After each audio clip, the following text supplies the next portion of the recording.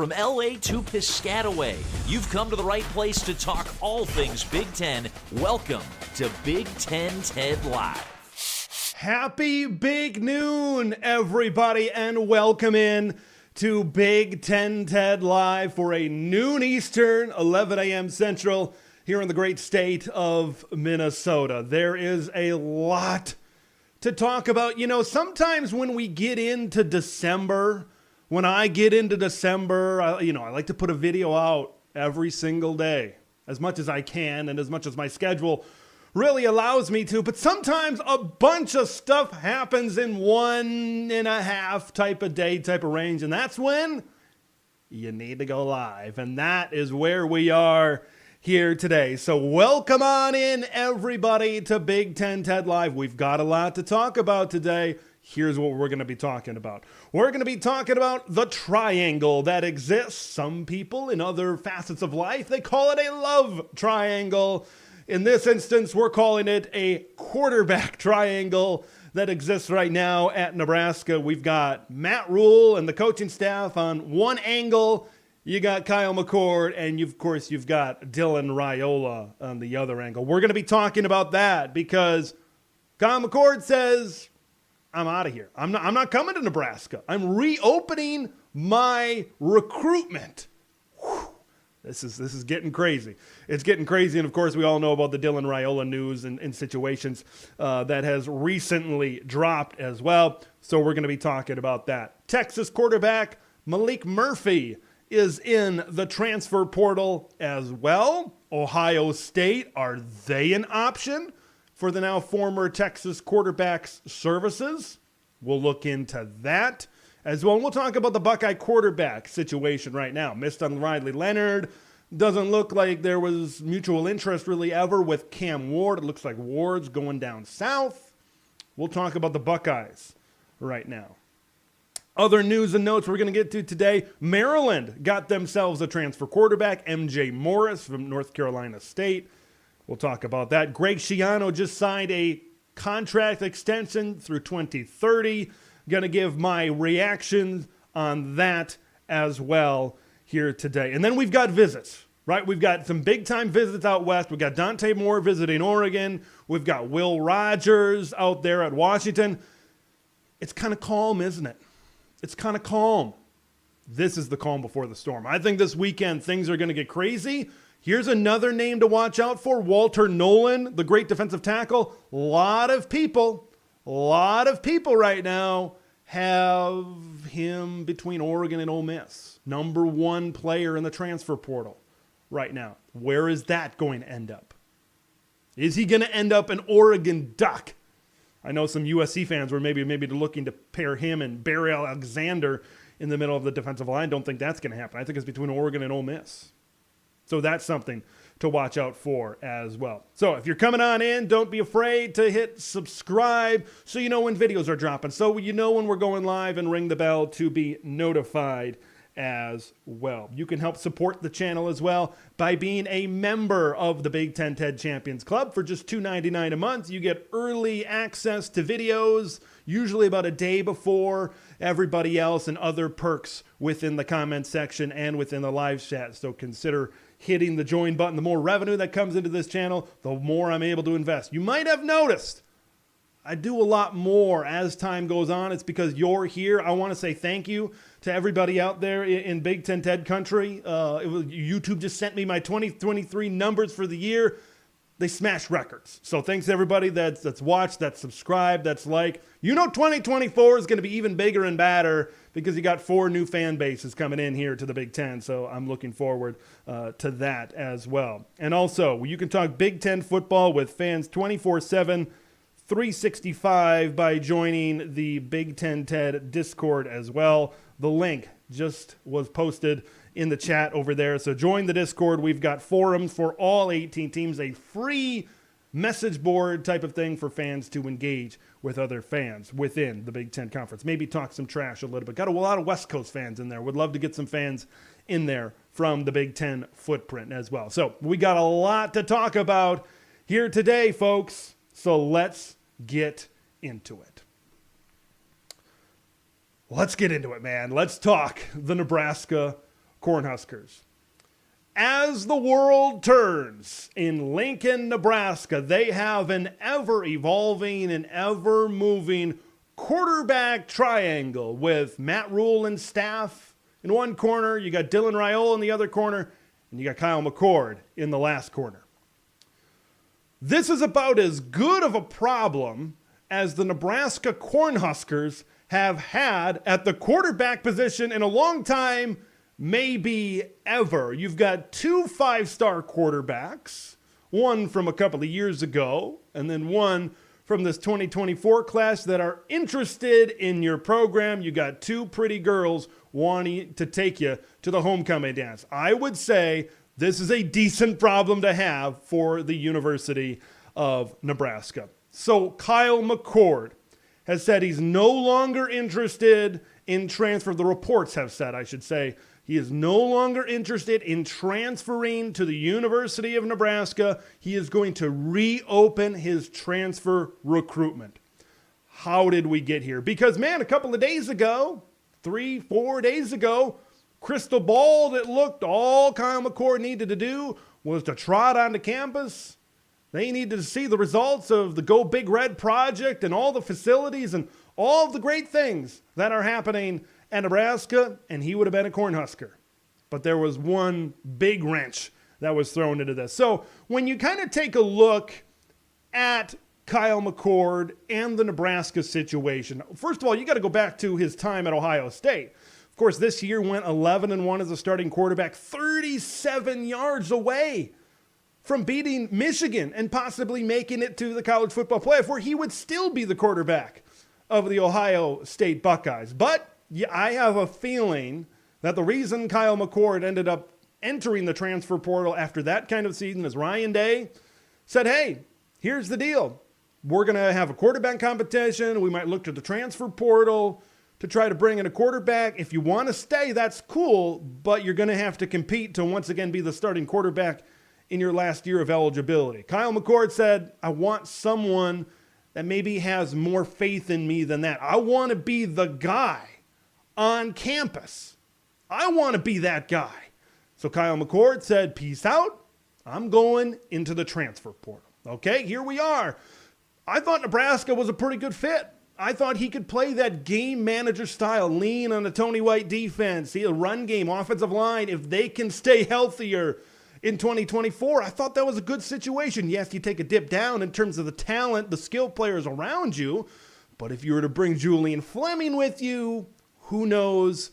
And people stay healthy, you could have a pretty good situation over there at Nebraska. But then the wrench came in, and this is a pretty big wrench, got thrown in a few days ago. This is the type of wrench that your dad used to bring out when working on the garage when you really need to crank on something, and that wrench was Dylan Raiola. Okay, Nebraska was always recruiting. According to On3's Sean Callahan over at Husker Online, Nebraska, even after Dylan Raiola changed his, remember he decommitted from Ohio State, and then this spring and summer he took some visits, Nebraska included. And then he ended up going to the Georgia Bulldogs.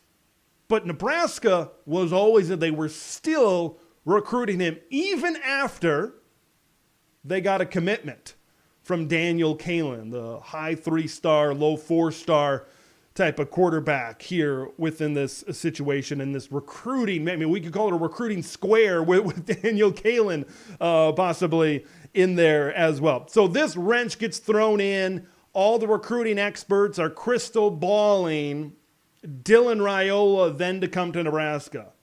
Remember, in the first place, Kyle McCord maybe wanted a little bit more faith, a place where he can play and he knows he's going to be the guy in his final year of eligibility. Imagine the pressure to play a guy like Dylan Raiola. Imagine just the amount of heat and anticipation that fans are going to have, and maybe Kyle McCord didn't want to be a part of that. I believe there was a time, I don't know when it happened, maybe over the last day or two, but I believe there was a time when Matt Rule, and I don't envy this decision, that there was a time where he had to decide, did he want the 1 year of Kyle McCord? And hey, maybe we can get Daniel Kalen and maybe he can develop him. Or do we want a Dylan Raiola that wants to play soon, because maybe the falling out at Georgia was Carson Beck possibly coming back, and maybe, just maybe, Dylan Raiola wanted to be on the field. That's the predicament that I believe Matt Rule was in, and that's the decision that he had to make. Do you go with the one-year option with Kyle McCord, and then you figure out your quarterback situation, probably with Daniel Kalen after that, or do you go all in? Do you push all of your chips to the middle of the Raiola family table and go with that? It's a little bit risky in any level of Power 5, scratch that, Power 2 football, to throw out a true freshman. I don't care who you are. And we all know Dylan Raiola is a upgrade over the Heinrich Harburgs and the Jeff Sims, who's now gone, and even the Chubba Purdy's of the world. We know that. He's ultra talented. But remember, this is a quarterback that's flipped multiple times. This is a quarterback that's played high school football all across this great country. This is a guy that's at times been a little bit flippy, should we say. And Nebraska is looking to invest their future in that. And that's fine. And I know it's a tough decision that needed to be made for Matt Rule. But once again, this is a good problem for the Nebraska Cornhuskers right now. And it looks like they're all in on Dylan Raiola to be the future of the Nebraska Cornhuskers. I think a perfect situation, and we all know this world is far from perfect. I think a perfect situation would have been Kyle McCord and Dylan Raiola. But I don't think what we're hearing now, and as time continues to go by, I'm not sure if those two things were ever going to mesh together. Based on what I just said with Kyle McCord wanting maybe more investment from a coaching staff and maybe Dylan Raiola wanting to play right away, and an investment from a coaching staff from him as well, because Georgia had been going out and recruiting some other quarterbacks for the future class as well. So it's a risk. It's a risk to have a guy like Dylan Raiola be the quarterback of your football team. Look at Dante Moore this past season. Can't miss prospect. Flipped from Oregon to UCLA. He's going to go into UCLA, and he could really heighten that program. Injuries, being benched, it was a rough year for Dante Moore. And I'm not saying that's every example. Dylan Raiola could come in year one and throw for 25 touchdowns and 3,000 yards for all I know. But there are certain situations, like a Dante Moore, where maybe it's better if we can develop a kid first and have him learn the offense. And I think that's what Dante Moore wants to do now. He wants to go up to Oregon, learn under Dylan Gabriel, be more experienced in this Ducks offense for when he finally takes over for his probably his junior season, his junior year of eligibility over there. So you throw Dylan Raiola into the deep end with a lot of expectations, right? The legacy, there's a lot of pressure right now for Dylan Raiola to deliver.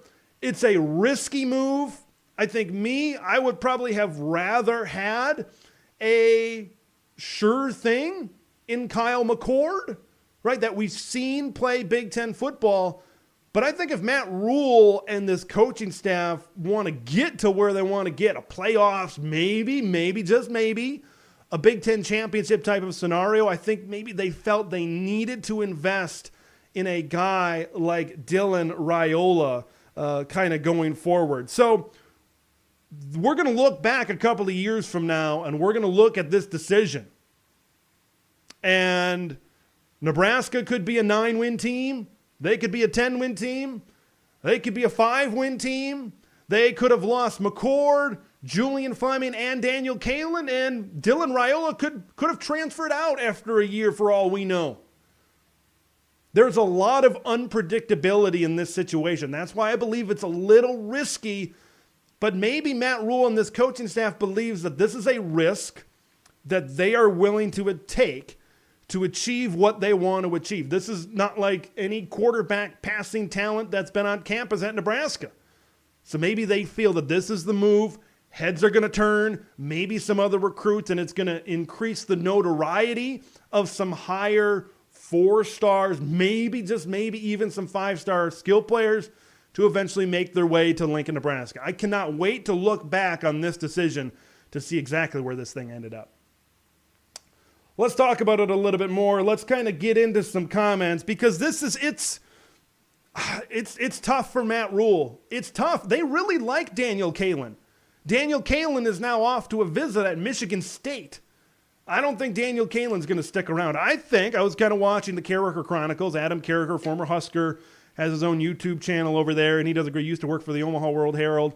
And I kind of agreed with him in what he said. I think Daniel Kaelin's probably going to feel a little bit jaded. I think I think that after the Dylan Raiola recruitment went through and he went to Georgia, they signed and they invested in Daniel Kaelin, and then it turns out this whole time they were recruiting Dylan Raiola, and now they're in a situation where he's ready to flip back to Nebraska. And then they said they'd honor the scholarship, but I think Daniel Kaelin's going to flip. We'll see if this is a plus for something like Michigan State, right? If they end up getting Daniel Kaelin in there. Boy, what I would love to see. You know what I would love to see? 2 years down the line, I'd have to look at the schedules to see, and maybe we'll look at this later in the program. I would love to see Dylan Raiola at Nebraska starting against Daniel Kaelin at Michigan State. I don't know if that's going to happen because Aiden Childs, it sounds like, is going to transfer in to Sparty, and he's fairly young. But who knows? Who knows what can happen? Who knows what can happen? All right, it's time to get into some comments as it pertains to this Nebraska story. Once again, if you want to talk about anything else, comments is a great place to make that known and to make that happen as well. Our guy, the Trojan Blade, got the eyes emoji at Maalik Murphy. Could he be something at USC? Still haven't heard anything from Will Howard right now. So that's been really the matchup ever since day one. Will Howard, the former Kansas State quarterback, making his way to Southern California over at USC. We'll see if that indeed happened. Big Ten Ted's Champions Club member Jared Jones is in the house here tonight. We'll talk Ohio State here in just a little bit. Ted Hilker is here. Ted's Rule, you know that to be a fact as well. The Moen Show, my guy Moen showing up, and he says, in the time it took me to write this chat, Dylan Raiola changed his mind again. Is it going to be risky like that? I think that's part of the risk involved, and I kind of touched on that in my statement right off the top. This kid's played high school football, I believe, in 3 different states. I know he played in Arizona last year. I thought he played somewhere else before that. And then he transferred to, I think, Buford in Georgia to be closer to Georgia. And now you're in a position where, just kidding, maybe things have changed at Georgia and he's going back to Nebraska. Is he what if he lights it up year one? As much as a true freshman can light it up. What if he lights it up year one? And then all of a sudden, bigger programs come calling. That's with this transfer portal thing. That's kind of where we're at in college football. And you got a guy, whether you like it or not, whether you're a Husker fan, carrying pitchforks up to the Big Ten Ted studio and saying he's going to stay at Nebraska for 3 years, for 4 years. No matter who you are, there's maybe a track record that says, hey, he's changed his mind before. Why can't he change it again? Why can't he change it again? Check it out. I'm checking out your comment here. It's crazy. McCord lost 1 game and was given the talk. I think there's very high expectations, and maybe this is where this whole circle really started for Kyle McCord, is high expectations at Ohio State. Look at the past couple of years. And high NFL draft picks. Justin Fields, C.J. Stroud. Kyle McCord's not that guy. And we'll talk about the Ohio State quarterback room here in just a minute. They've got some talented players in it. I think they wanted to go to the portal. Of course, there was the Riley Leonard stuff. Maybe try to get in that at the last moment. We'll talk about maybe Maalik Murphy as well. But they might stay in-house. Buckeyes might stay in-house this year. more from Ted here. If Raiola actually committed, we're hoping we can bring Brandon Baker and other 5 stars with them. That's one thing that's been mentioned as well. If Dylan Raiola ends up coming in to Nebraska, he's going to bring other people with him. There is a domino effect. There is also a domino effect of not having Kyle McCord. What's that domino effect? Julian Fleming, it seemed maybe they were a pair, maybe they weren't. There's still a possibility, of course, that Julian Fleming could end up transferring to Nebraska. But remember, before he visited Nebraska this week, he visited Penn State. I believe he was at a Penn State basketball game this past weekend. Penn State if they were to get Julian Fleming, pair him with Keandre Lambert-Smith, that's a pretty good pairing. At Penn State, a Penn State team that doesn't have to play Michigan. They get the Buckeyes at home. I said it last summer. Could this be the team of 2024? It possibly could be over at Penn State. So there's a big domino effect to this whole situation in the Big Ten at Nebraska. Kyle McCord, could he end up out east at Rutgers? Ethan Kaliak-Manis, the former Gopher quarterback, set to visit Rutgers this weekend. They're looking to upgrade their quarterback position. Gavin Wimsatt, I don't think he's been what Rutgers, the coaching staff, has expected of him so far. And Moen kind of bringing up the possibility, right? Can't wait to see him after he transfers after year 1. Yeah, we'll definitely see what happens. It's going to be very fun to follow this story as it kind of goes further. James Boardman, Raiola, obviously the Cornhusker legacy. His dad, Dom and Don, dad and uncle. Rule had to entertain the possibility. And does Nebraska feels like this is a move that they have to make in order to achieve what they want to achieve, in order to get to that next level? Remember, this is still a team that hasn't made a bowl game since what? I think 2016. Matt Rule, right when they were on the cusp of bowl eligibility in a press conference, reporter says, hey, you're 1 game away from bowl eligibility. Well, we've got bigger goals. Well, they didn't get to that goal this year. Now, there were other factors in why they didn't get to the goal, but the fact still remains that they didn't get to that goal. But this is a Nebraska program. I said it early in the week. I think they're operating like a top-tier program. They're swinging a big bat right now. They are. They're trying to go after the McCords, the Flemings, the Dylan Raiolas, keeping that recruitment. I know that's kind of the day and age of college football. Even if a kid's committed, you keep on recruiting now. A lot of commit flips, right? That's kind of one thing that we've seen from the NIL era.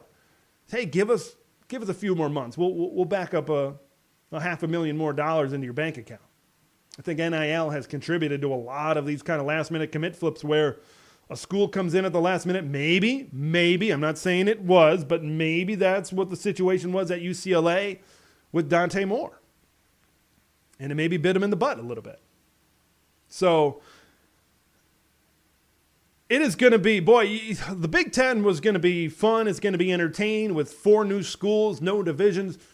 And now you throw in the highest profile recruit possibly starting at day 1 at a place like Nebraska where football is king and that fan base is rabid. Whew, that is going to be fun to watch because, to be honest with you, I don't know which way it's going to go. And I think that's the fun thing about the Big Ten in 2024. We don't know. Are these West Coast teams going to sling it around? Maybe. Or are these defenses going to pull the old Dikembe Mutombo and say, not in my house? Now you throw in a true freshman quarterback at Nebraska that's uber talented.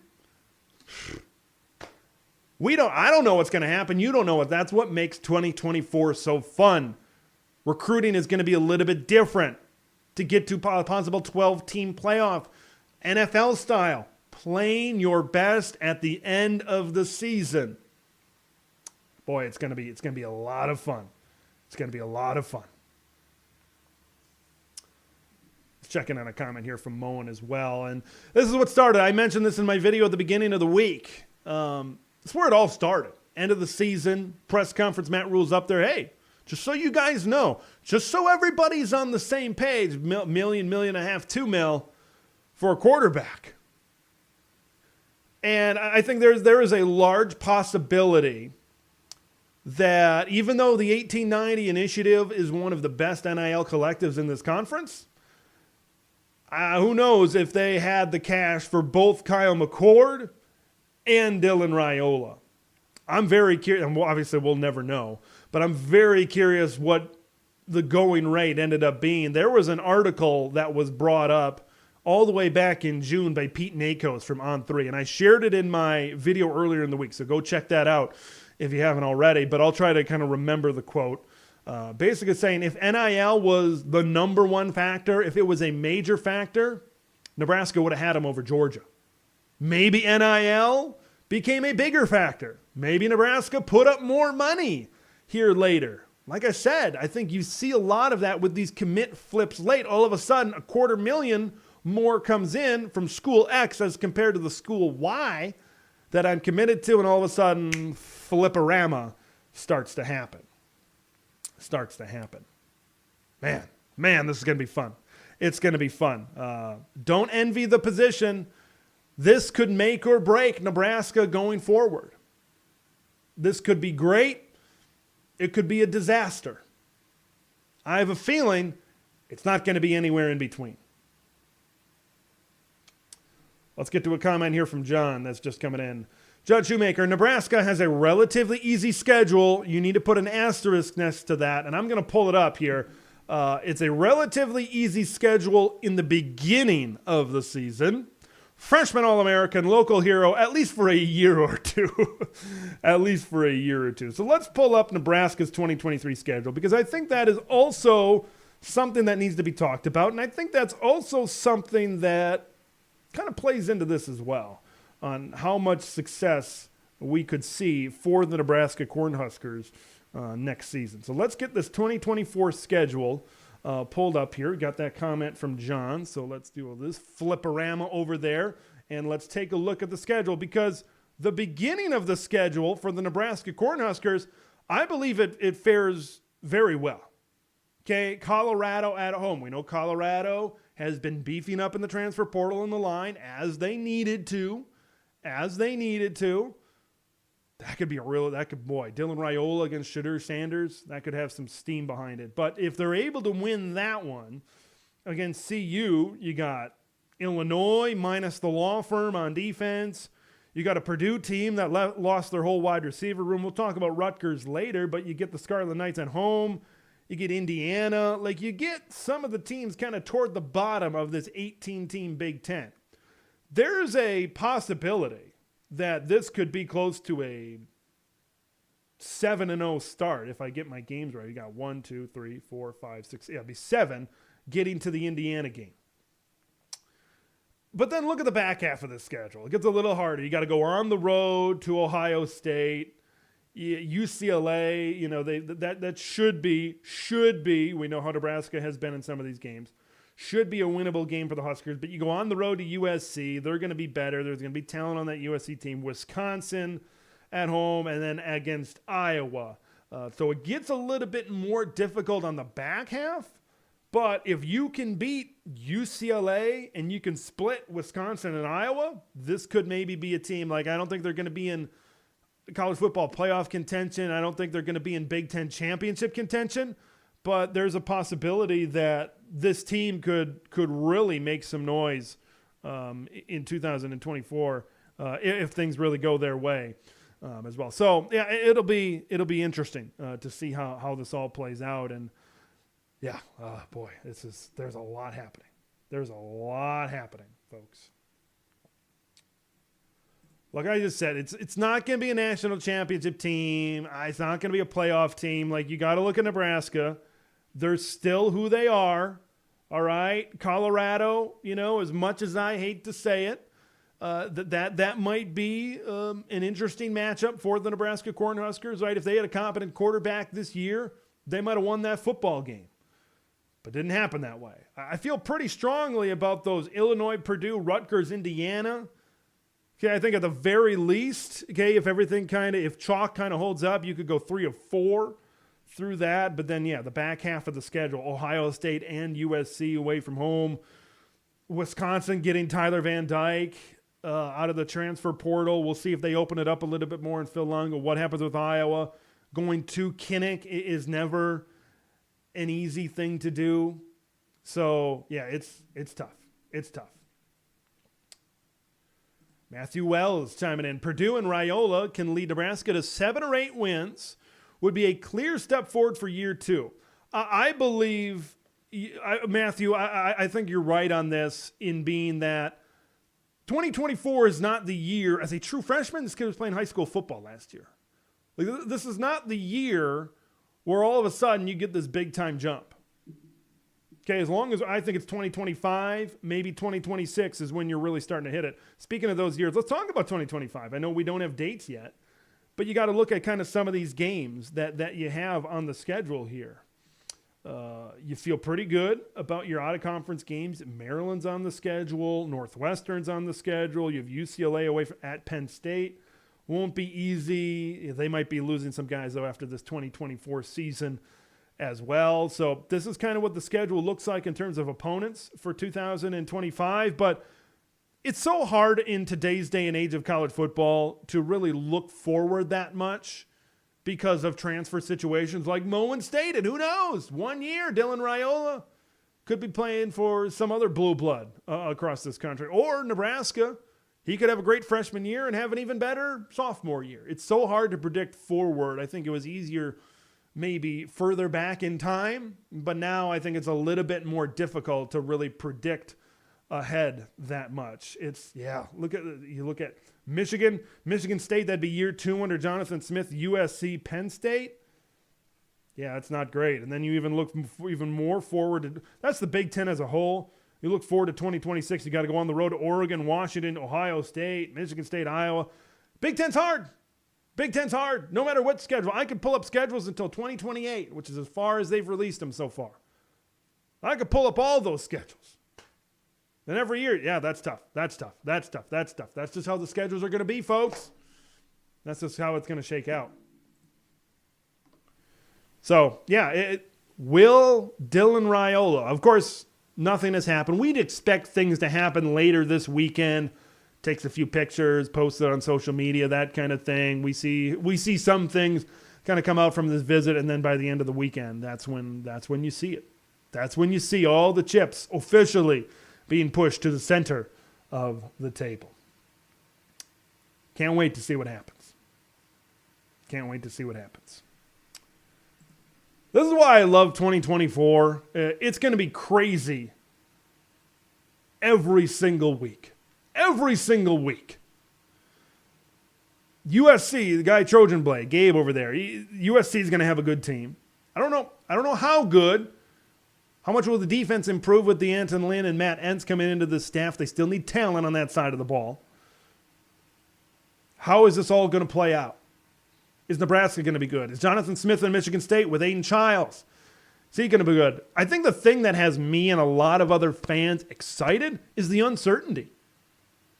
There's so many things that were uncertainty. We don't know what's going to happen. And our guy Gerald McKinley brings up another great point. We just look at the schedules, crumple them up, throw them in the trash. Now we got Florida State. Now we got Clemson. Big Ten goes shopping in the ACC. This whole thing changes. You got some other great programs possibly coming into this conference. This thing's already a relic. It's set to be a bigger relic maybe in a couple of years. So I guess an update. A lot of people said, hey, you need to get an updated flag. And I want to get a custom-made flag. I really do. I just don't think it's in my best interest to get a custom flag with 18 logos on it. Spend a decent amount of money on that. In 2 years, we could have more. It's probably going to be something fairly generic with the Big Ten logo because this conference realignment, it never sleeps, man. It never sleeps. Yeah, and Coy kind of chiming in as well. Possibility of Florida State in the Big Ten could also change things dramatically. It could also change the amount of success that Dylan Raiola has at Nebraska and what these kind of schedules look like going forward. So McCord is out. Dylan Raiola is in at UNL, and it's certainly going to be fun to watch. Now, let's kind of get into our second topic of the program here, and it's Maalik Murphy, and it's / Ohio State right now. Maalik Murphy at Texas. He played 2 games for the Longhorns this season, and now he's in the transfer portal. Everybody right away said, oh, things are starting to change a little bit. Maalik Murphy and Ohio State. That's what I really want to tackle. Is there a connection there? Could there be any type of smoke there with Murphy ending up in Columbus, Ohio? This is what I will say. Actually, before I get into what I want to say, I want to get into what one of the industry's best insiders has to say, and that is Bruce Feldman. This was a part of a tweet that he sent out yesterday that I thought was very interesting as it pertains. And I can kind of relate this and tie this back to the situation at Ohio State. Coaches view him as an intriguing talent, but still a project. One Power 5 coach who scouted Maalik Murphy in high school said the only more impressive talent this program had in camp the past 5 years was C.J. Stroud. Quote, "We loved him." The coach said, "He has a lot of arm talent. His velocity is super high level, plus athlete. I think he's a good kid. He was just so raw and inexperienced. He really only was a 1-year starter in high school. He's as talented as anybody. Someone will pay him big money." That's an interesting statement coming from the Twitter account of Bruce Feldman, of course, a very trusted and respected journalist in this field. Maalik Murphy played 2 games this year for Texas. He played Kansas State, and he played BYU. There were, how do I say this? There were some times where he looked pretty good, and you could see the arm talent that those coaches are talking about in the Bruce Feldman quote there that he sent out on Twitter. And then you see some head-scratching plays, you see some head-scratching turnovers, you see some interceptions, which you're going to see from a young kid. You're going to go through growing pains. Talked about Dylan Raiola. It's the same type of thing. It's the same type of thing. You're going to go through some growing pains if you're a young kid at this level of college football. This season, Maalik Murphy, 40 of 71, 477 yards, 3 touchdowns and 3 interceptions, that in 2 games. He turned the football over twice in a game against Kansas State that went to overtime that may have cost. Texas, I think Kansas State went for a score or went for something late in the gamble, didn't pay off for Chris Kleiman over there. But wasn't overly efficient. His completion percentage at 57.8, and like it said in the tweet, I'm looking at MJ Morris. That is not correct. Let's go back up. 40 of 71 was his completion to attempts there. I got a lot of stuff on my rundown that I'm kind of looking up here. But Maalik Murphy, when I look at him and then when I hear what other people say about him, you can see the raw talent. You can see the deep ball. You can see the size, and you can see some of the athleticism possibly that he has as well. Needs to get a little bit better, maybe creating with his feet and rolling outside the pocket, but I don't think he's a statue back there. Let's talk about it from the Ohio State perspective. Let's talk about Maalik Murphy to the Ohio State perspective. When you really talk about that, you got to look at what's in the current quarterback room in Columbus, Ohio. And this kind of ties in with the Ohio State and what they've been doing ever since they lost Kyle McCord as well.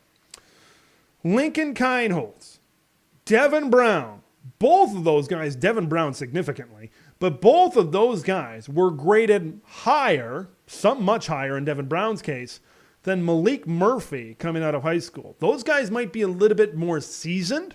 Those guys might be a little bit more developed. And don't forget, now I don't think he's going to start in this year. We already talked about true freshmen kind of coming in, but Aaron Nolan is another one of those guys coming into this Ohio State quarterback room as well.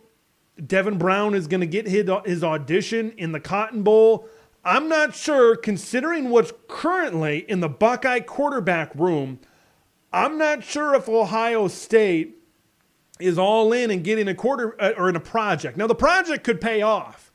And they could see something in Maalik Murphy that they like, that really fits into this offense. And I think he could have success in the Ohio State offense.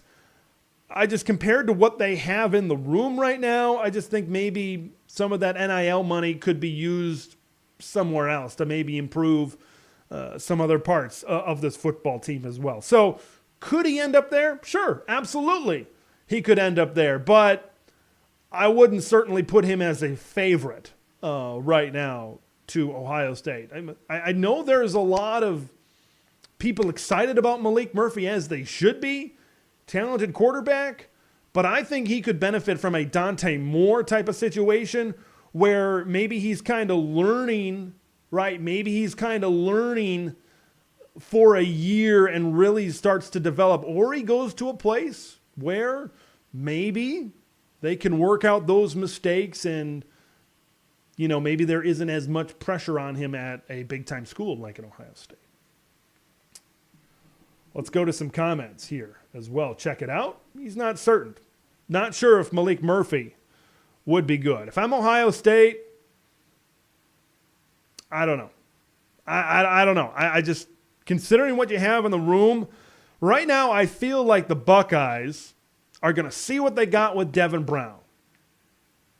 I think I've been hearing that a lot of people are looking at Devin Brown and saying he's been getting better. They like his mobility. Remember, this quarterback battle went on for a while. Now Kyle McCord, right? It appears that he separated himself from not only Brown, but the rest of the quarterback room.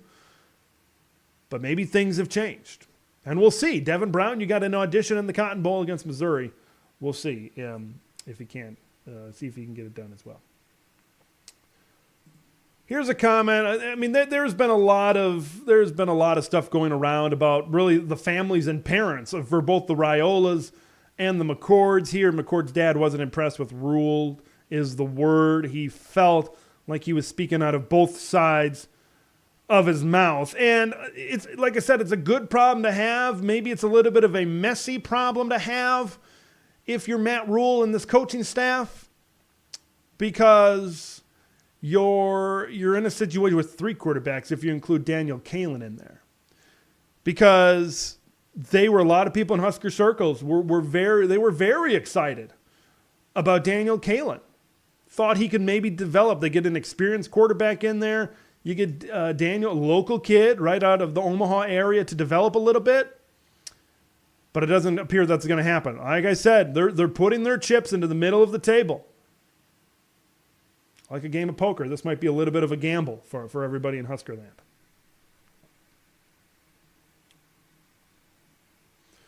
More here. No Big Ten quarterback is coming to Nebraska to play for a year with Raiola behind them. I kind of talked about that earlier in the show. I wonder if they will keep Purdy now. Did Chubba Purdy prove enough? Now, I know he really turned the football over in key situations in kind of some of these games. Did he prove enough where maybe he could get a shot at another school? I think that's something to possibly keep in mind as well. Otherwise, he might stay on the Nebraska roster. But here's the thing. If he stays on the roster, like you got Raiola in there. Chubba Purdy's probably going to be the backup. Where does Chubba Purdy want to get to? Does he feel in his heart of hearts that he proved enough to possibly go on to the next level, to possibly make that jump to another school where he can improve his stock going forward? Or does he want to stay in Husker land? More from our guy Moen, Buckeye fan, by the way. Aaron Noland, question mark. If Raiola flips, think they make a press for Air Noland. Certainly a possibility. You got to think with the flip of Dylan Raiola, some of these other recruitments are going to start to heat up. Not only for players possibly turning their head and maybe joining Dylan at Nebraska, but maybe now, like Moen is saying here with Georgia, now Georgia maybe needs to go, even though they've been recruiting players for future classes, not 2024, but for beyond. That's kind of something that needs to be talked about as well.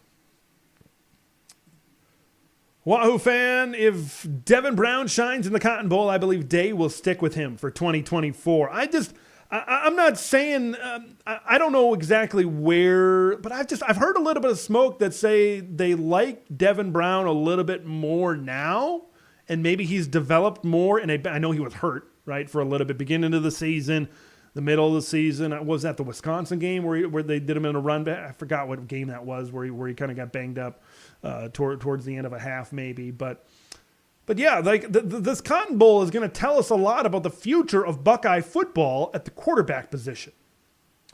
If Devin Brown goes out there, like I want to bring up something. I want to bring up something about Devin Brown. I mentioned how both Brown and Kleinholz were more highly rated than Maalik Murphy. Like you look at Devin Brown, I'm going to pull up his 24/7 profile, kind of coming out of this thing. And let's throw it on the screen here. There it is. I need to scroll up, don't I? There's our guy, Devin. Number 44 player in the country, class of 2022, fifth-ranked quarterback. Someone was better than him in the state of Utah, though. Number 2 player in the state of Utah. High 4-star type of kid, mobile type of kid. If you kind of go back and you look at the quarterbacks from that year, of course, Drew Aller. Right, how much different would this Ohio State discussion be if Drew Aller would have possibly stayed in state as well? But you kind of look at some of these other guys. You look at Devin Brown above some of these other guys that were out there. Walker Howard. There's Maalik Murphy. Like there's a direct comparison. Devin Brown ranked 5th there with a 97 grade, and Maalik Murphy ranked 9th with a 93 grade. I think if it comes down to those two, that's possibly something that could work out for the Ohio State Buckeyes. So I'm very curious to see how this thing works out because they went, like I mentioned, Riley Leonard, maybe Cam Ward. I thought Cam Ward, that was my original prediction, but it didn't seem like the mutual interest was there for both of those guys. I thought when Ohio State opened that it would change the transfer market. I really thought it would. And I'm not saying right now that they won't go after Maalik Murphy. They could. They certainly could. I think we're going to find out pretty soon how exactly they feel as well with all this. So, yeah, it's going to be interesting to see how this all plays out. Let's get into some more comments here. More from Wahoo fan. If Devin Brown struggles, they will give someone else a chance. It is his job to keep or lose with a Cotton Bowl performance. But is that too late? Cotton Bowl's what, December 29th? If Devin Brown goes out there and he lays an egg, it's, well, maybe Devin's not the guy. All the transfers are maybe gone by then. Yeah, we might talk about that a little bit later as it pertains to some other teams with not only quarterbacks but also coaches and former hires as well. So we got a comment from Gerald, and I assume you mean OSU and not Old Dominion here, but OSU trashed McCord and make him feel appreciated. The man went 11-1. I thought he did a solid job. Okay, but I believe, I'm going to go from one comment to another. I believe this is more, at first I thought it was maybe Ryan Day saying, we're going to go in a completely different direction. But the more I kind of look at it, the more I think about it, I think it's about competition. I think it's about competition for Nebraska as well. He could have been in a quarterback competition with Dylan Raiola. I think there is a scenario. I'm not saying this is the correct scenario or this is indeed what happened, but I think there's a scenario out there where both of these guys could have ended up in Lincoln, Nebraska. They had a quarterback competition. Whoever wins, wins. But I think Kyle McCord wanted to go to a place, I said this at the very top of the program, he wanted to go to a place where he was the guy. And you can say it however you want to say it. He wanted to go to a place with no competition, however you want to word it, however you want to twist the English language to get there, it's the same path to get there. Kyle McCord wanted to be in a place where he's the man. That place could be Rutgers, right? He's from out there. He's from Pennsylvania. That place could be, we don't know. We don't know a lot of possible destinations for Kyle McCord right now.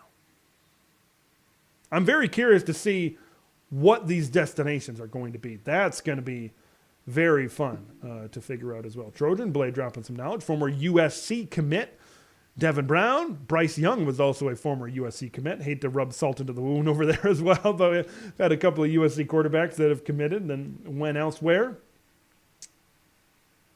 Gerald McKinley providing his thoughts. I think Raiola was offered the starting job at Nebraska in order to flip. And I said that at the beginning. I think Dylan wants to play. I firmly believe that. I think Dylan Raiola wants to get onto the field, and maybe that's why he backed out of that situation at Georgia. Maybe becoming a crowded quarterback room. Once again, we talk about competition. Even though these two guys aren't going to be in the same destination, I feel Kyle McCord and Dylan Raiola are maybe more alike than they maybe are different. I think they both want to be on the field in 2024. And I think they both will be on the field in 2024. I think that's the way that's going to go down.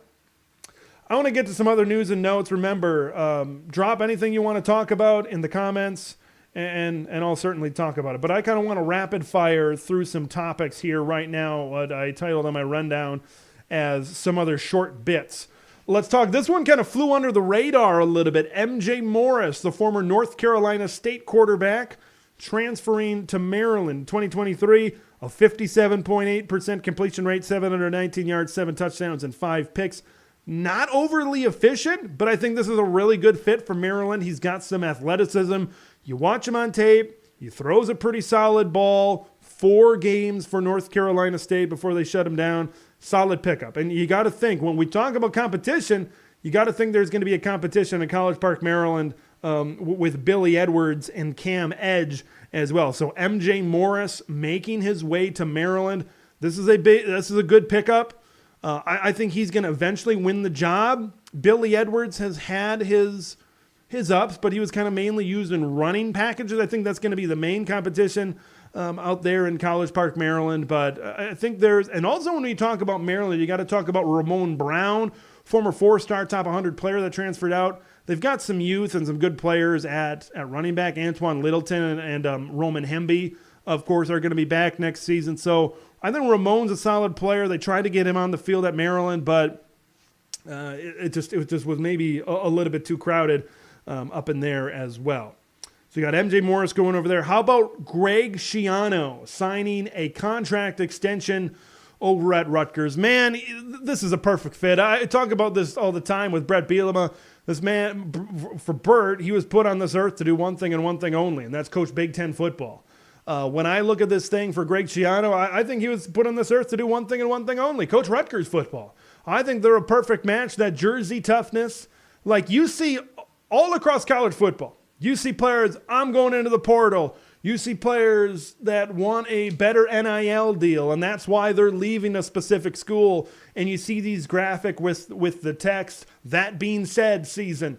But when I look at Rutgers, Tyreen Powell's coming back. Aaron Lewis is coming back. Kyle Monangai is coming back. All of these guys are coming back. There is a culture here in Piscataway, New Jersey, and I think Greg Schiano has done a really, really good job with that football team right now. And I just love what he's built in a short period of time at Rutgers. You knew it was going to stick. You knew that they were at least going to find some kind of success with Greg Schiano in Piscataway. So you see players sticking around at Rutgers. Kyle Monangai could have easily went into the portal and commanded a pretty big NIL payday. Same with some of these other players, good players on defense. It's a good Rutgers defense. But they've stuck around because of what's been built, and they feel that Greg Schiano can develop them into the best player that they can be. So props to Greg for getting that contract extension over there. As long as we're talking about the Rutgers Scarlet Knights, you got to talk about Ethan Kaliakmanis, the former Minnesota Golden Gopher quarterback, is transferring, or he hasn't transferred yet, but he's visiting Piscataway here this weekend. Of course, the offensive coordinator at Rutgers is the former offensive coordinator at Minnesota, Kirk Shiraka, who is the OC at Minnesota. So there's a connection possibly there. How much of an upgrade is Ethan Kaliakmanis over Gavin Wimsatt? That's the big question.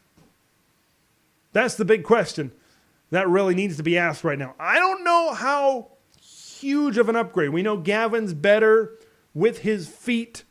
We know Ethan has had his ups and his downs.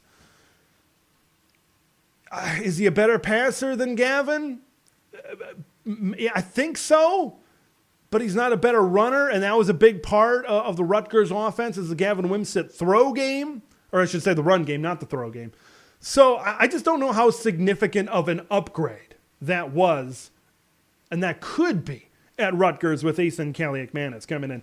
I'm going to get to some other West Coast stuff here in just a minute, but I will catch up on the comments here from G2 Performance. He says he's catching up, and I'm also waiting for my computer to catch up so it displays the comment. There we go. As it pertains to getting Raiola and passing on McCord has to do with money. Rule stated the following. Yep, we talked about this. Top-level quarterback, $1 to $2 million. Guess what? The Raiola family wanted the money. That's a big possibility, is the NIL portion out of all of this. Maybe Nebraska, and that's why there's been a lot of commit flips late, where these things happen so late. A kid's committed for months and months and months, maybe a year. All of a sudden the school comes in late and flips them, right? Oh, here's $250,000. Here's $500,000. More, come to our school.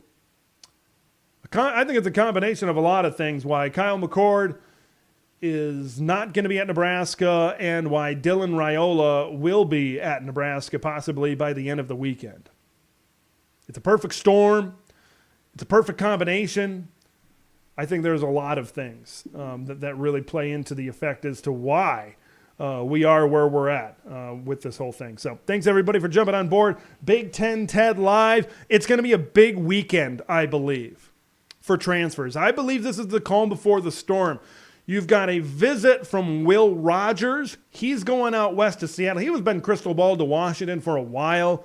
At this point, I would be surprised if he doesn't pull a Dylan Gabriel and commit by the end of the weekend at Washington, and then you might see the floodgates kind of open for the Huskies over there in Seattle. Will Rogers would be a good one. I think that's really one to watch out for as maybe one of the better Big Ten quarterback transfers. He had 2021 and 2022 were really good under Mike Leach over at Mississippi State. New offense, new coach Will Arnett. It kind of went downhill for him. I think he was kind of banged up a little bit as well. So a new situation. This is like, when I look at Will Rogers at Washington, I see the stereotypical, and things kind of went south, but a new system that's known for developing quarterbacks could really reinvigorate the career of Will Rogers, and he could have a really, really good season. There's a potential that he could be one of the best quarterbacks in the Big Ten, I think, when all is said and done. Don't let 2023 fool you for Will Rogers. He's a talented quarterback. You're going to a system that's really, really good with Kalen DeBoer and Ryan Grubb. I think that's going to be big. And then, of course, you got Dante Moore visiting Oregon this weekend. I believe this is the best possible scenario, the best situation right now. Of course, he was originally committed to Oregon, flipped last minute to UCLA. Him learning behind Dylan Gabriel for a year and developing. He said that multiple times. I want to go to a place where I can be developed. He can be developed with Will Stein and that offensive coaching staff, of course, head coach Dan Lanning out there at Oregon. Man, how much different would this world be if he didn't flip? Dante Moore would probably be he might be the quarterback right now at Oregon instead of, who knows, maybe instead of Dylan Gabriel. That's certainly possible as well. Let's get to some other comments here. I know kids can transfer, right? There's this 14-day window coming up with unlimited transfers on the table. I wouldn't pay any high school or large number, and recruiting it's a lot different.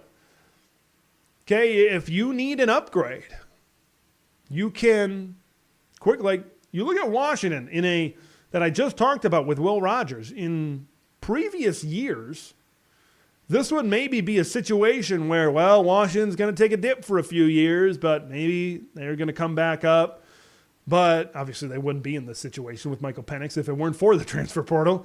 But you get the general idea of what I'm saying is now teams that maybe you would think they would fall off a little bit, they can maybe get back up with these transfer portal additions. Proven college players that can get into this thing and get going pretty soon.